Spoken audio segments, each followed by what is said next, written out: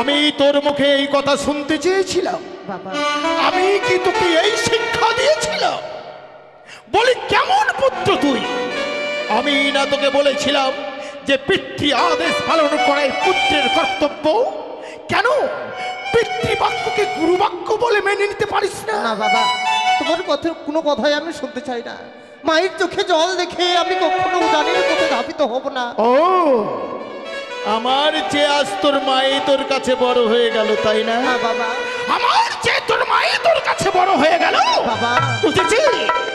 আজ আমি সব স্পষ্ট বুঝতে পারছি কেন আজ আমার আদেশ অমান্য করে তুই ওই বরবেশ খুলে ফেলেছিস। কেন বাবা? আসলে তোর মায়ের গর্ভে তোর জন্ম হয়েছে সত্য, কিন্তু আমি বুঝি তোর এই কথা শোনার আগে আমার মৃত্যু কেন হলো না বাবা? আকাশের চন্দ্র সূর্যের গায়ে যদি কোনো কলঙ্কের দাগ থাকে, এই সতী মায়ের গায়ে কোনো কলঙ্কের দাগ নেই বাবা। তাহলে তুই নিজেই প্রমাণ কর যে আমি তোর পিতা। এই মুহূর্তে পিতৃবাক্য পালন করতে গ্রহণ কর ওই বরবেশ, মায়ের কাছে বিদায় নিয়ে ছুটে চলো উজানির পথে। বেশ বাবা, মাকে যদি সত্যি রাখতে গেলে সত্যই আমায় যেতে হয় উজানির পথে, তাই সেই কর্ম করবো আমি। তুমি ভুল করছো সনুকা, তুমি ভুল করছো। মা হয়ে আজ তুমি ছেলের বিয়ে বন্ধ করে দিতে চাইছো। তুমি কি ভেবে দেখেছো সনুকা, আজ যদি আমাদের লক্ষ্মীন্দর বিবাহ করতে না যায়, তাহলে শুধু লক্ষ্মীন্দরের কারণে আজ এক ফুলের মতো পবিত্র কন্যা লগ্ন ভ্রষ্টা হয়ে যাবে।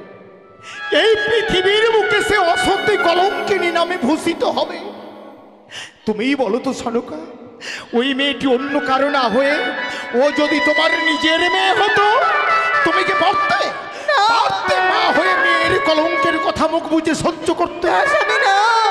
তাহলে কেন তুমি এক নারী হয়ে অপর এক নারীর সর্বনাশ ডেকে আনতে চাইছো সনুকা? ওগো স্বামী, আমি যখন এই লখাইকে বিদায় দিতে যাচ্ছি, তখন যেন আমার ছয়টি পুত্রর মুখ কানে আমার চোখে ভেসে উঠছে।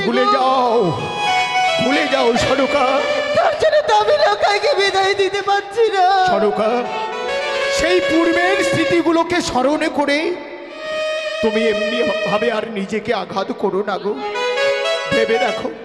ভেবে দেখো তুমি লক্ষ্মীন্দরীর মা হয়ে যদি পুত্রের শুভদিনে এমনি ভাবে চোখের জলে ফেলো, তাহলে যে আমাদের পুত্রেরই অমঙ্গল হবে। তুমি কি চাও সনুকা? তুমি কি চাও যে আমাদের লক্ষ্মীন্দরীর কোনো ক্ষতি হোক? না স্বামী না, মা হয়ে কি করে সন্তানের অমঙ্গল চাইব গো? তাহলে মুছে ফেলো তোমার চোখের জল, হাসি মুখে বিদায় দাও পুত্র লক্ষ্মীন্দরে। বেশ স্বামী, এই মুহূর্তে আমি লখাইকে বরবেশে সজ্জিত করে তোমার সাথে পাঠিয়ে দেবো গো উজানির পথে। বেশ, তুমি তাই করো সনুকা। বেশ স্বামী, তুমি কিছুক্ষণ দাঁড়াও, আমি এই মুহূর্তে লখাইকে বরবেশে সজ্জিত করে দিচ্ছি গো। বেশ। লখাই, ভাই বাবা, তোকে আমি সুন্দর করে বরবেশে সজ্জিত করে দিই। সত্যই বলেছ মা, তোমাকে সতী রাখতে গেলে যেতে হবে আমার উজানির পথে। তবে দাও মা, 16 মুকুট 16 মালা আমি পরিধান করে দাও। বেশ বাবা, তুই সুন্দরভাবে দাঁড়া, আমি এই মুহূর্তে তোকে সজ্জিত করে দিচ্ছি।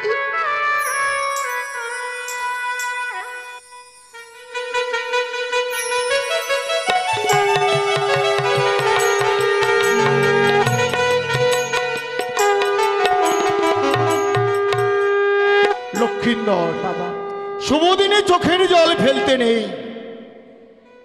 চোখের জল মুছে ফেলেই গর্ভধারিণী জননীর চরণ ধরে তুই একটিবার প্রাণ ভরে আশীর্বাদ চেয়ে নে। বেশ বাবা বেশ, আমি বরযাত্রীদের সাথেই আছি। তাই বিদায় দাও সনুকা, তুমি লক্ষ্মীন্দরকে বিদায় দাও। বরযাত্রীরা সবাই শুধু লক্ষ্মীন্দরের জন্যই অপেক্ষা করছে। বেশ স্বামী, দাও গো জননী, হাস্য বদনে তুমি আমায় বিদায় দাও।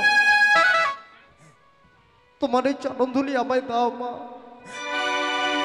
তোমার এই চরণ ধুলি পেয়ে আমার এই মানব জীবন যেন ধন্য হয়ে যায়। আবার যেন নিশিপ্রভাত হওয়ার পরেই তোমার কাছে ফিরে আসতে পারি, এই আশীর্বাদ করো আমায় মা। আজ প্রণাম ও গো মা।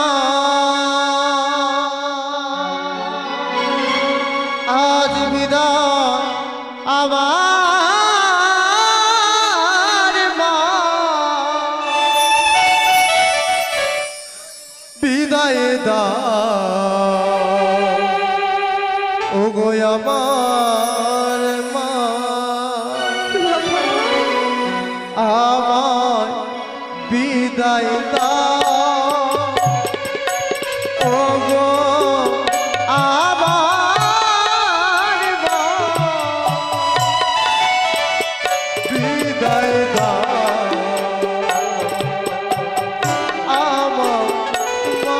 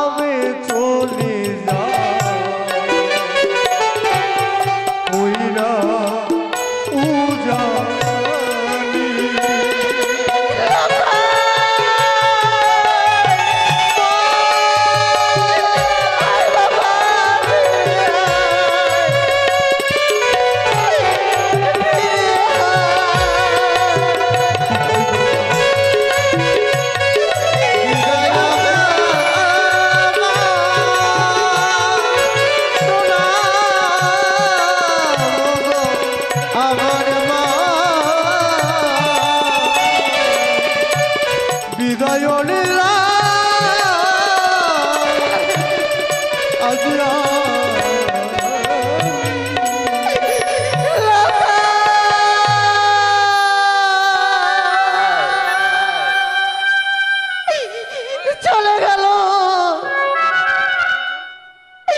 হতভাগা সন্তান আমার কাছ থেকে বিদায় নিয়ে চলে গেল।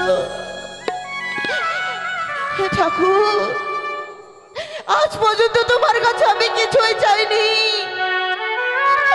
আমার লখাই যেই পথে গেল, আমার লখাই যেন সুস্থ সবল থাকে ঠাকুর, এই কামনা করি আমি তোমার কাছে। আবার যেন আমাকে ফিরে এসে মা ডাকতে পারে, এই কামনা করি ঠাকুর।